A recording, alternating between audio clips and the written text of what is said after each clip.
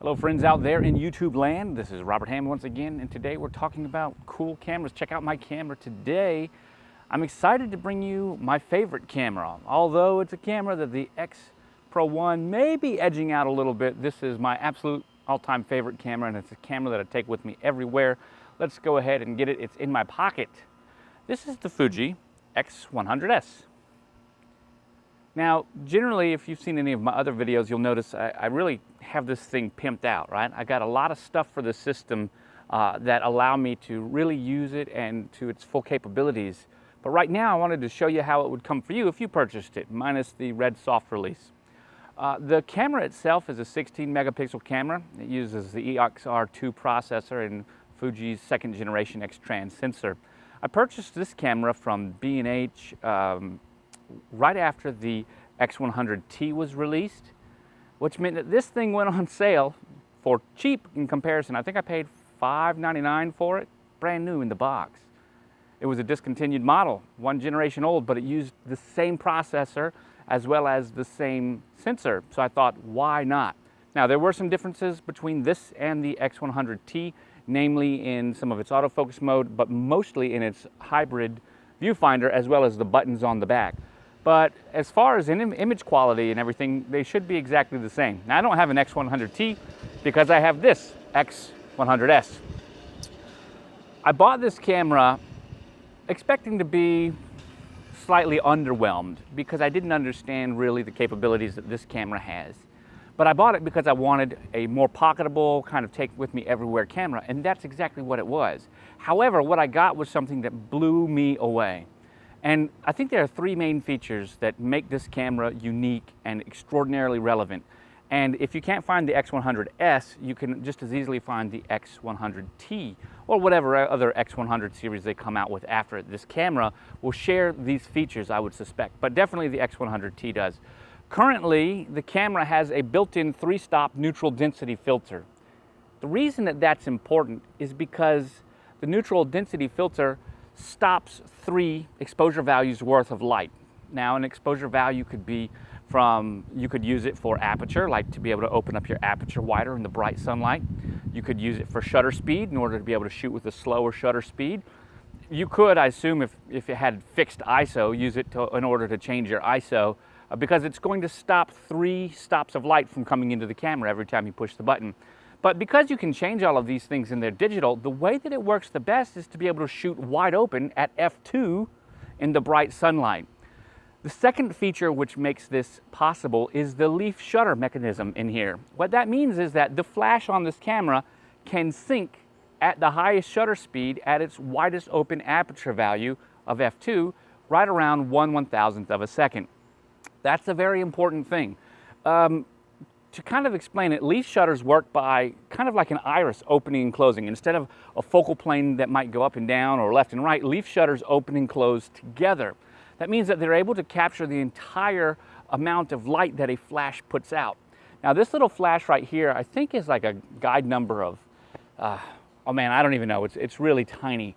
But because of the exposure, because of the leaf shutter being able to capture all of the light that this poor little flash can put out, and because you're able to shoot at a wide open aperture, and because you've got that ND filter, you can get some great fill flash in bright daylight.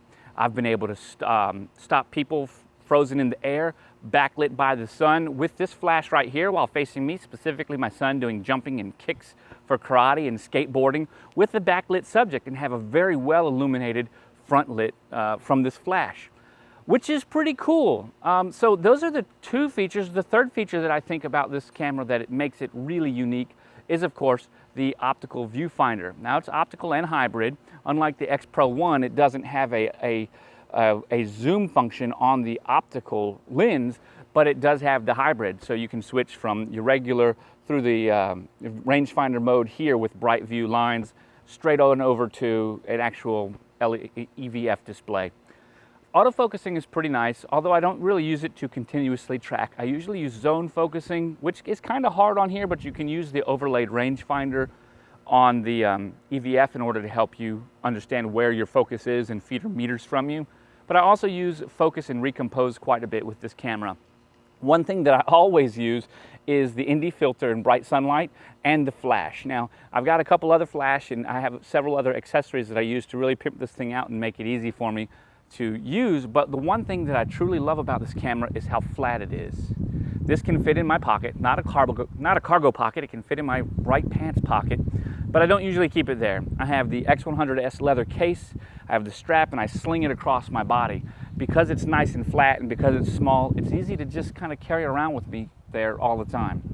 Realistically, between weddings and my own personal shooting, I shoot probably about 50,000 photos out of the year, around 1,000 a week. I really enjoy it. I'm out there, I'm always pressing photography, I'm always doing something, and the majority of my photos for me are actually of my kids, with a vast majority of those photos taken with this camera. For weddings or whatnot, I use this camera in the reception. Think about that, the dark receptions, and I use it with an on-camera flash, usually a Yongnuo YN560 Series 4 facing straight up, so I can bounce it off the ceiling. If I'm outdoors, then I'll take the EFX20, put it right on top of here and just shoot directly straight, because that's a directional flash. It has no bounce or pivot, and really just get some really inclusive kind of features. The lens, you notice I really didn't talk much about the lens, and I think that's because people expect you to talk about the lens with this. This isn't a review, this is just how I like to use it.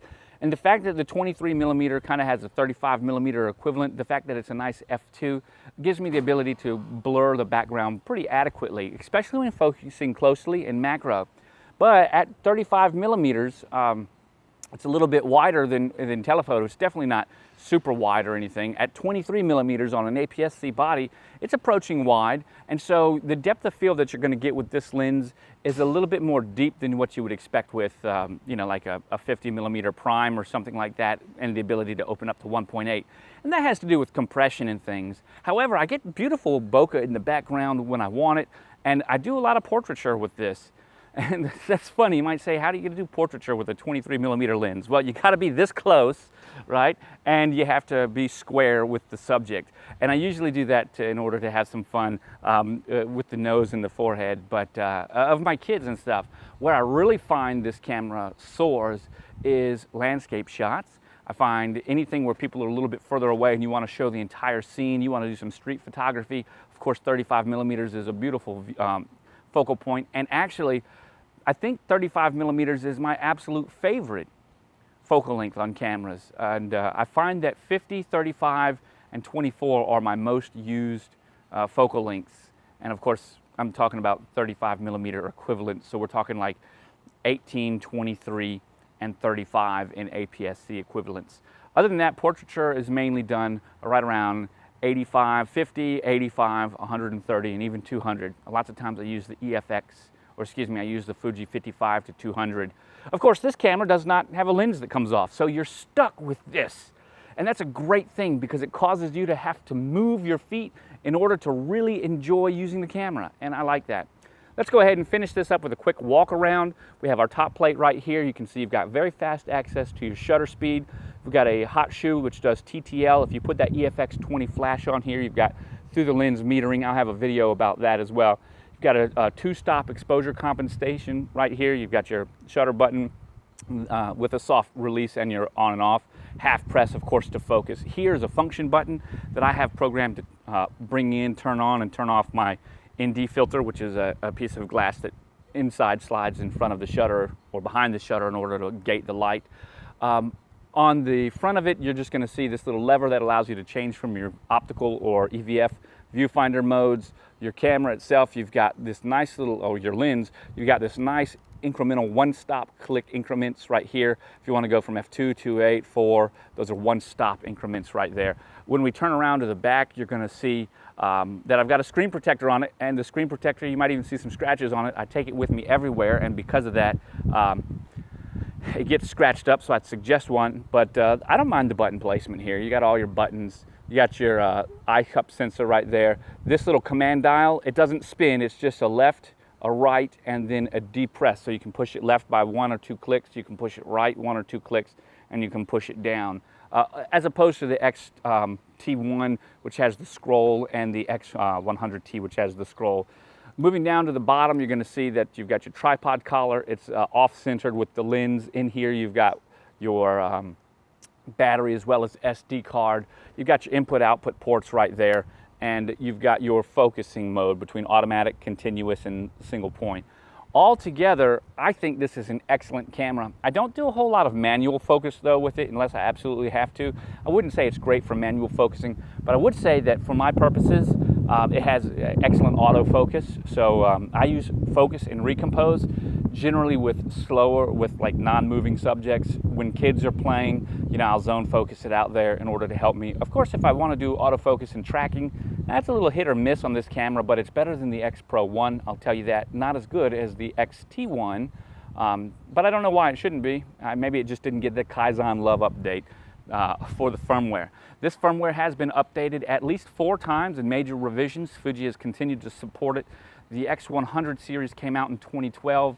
This is a 2014 camera. The X100T is 2015. If those dates right there are wrong, please go ahead and let me know in the comments down below. Guys, I'm Robert Hamm with RobertHammPhotography.com. You can catch me over on Twitter at RobHammPhoto. You can find me on both Facebook and YouTube at /RobertHammPhotography. This has been my review, and check out my camera, the X100s. I hope you enjoyed. And as always, keep shooting, my friends.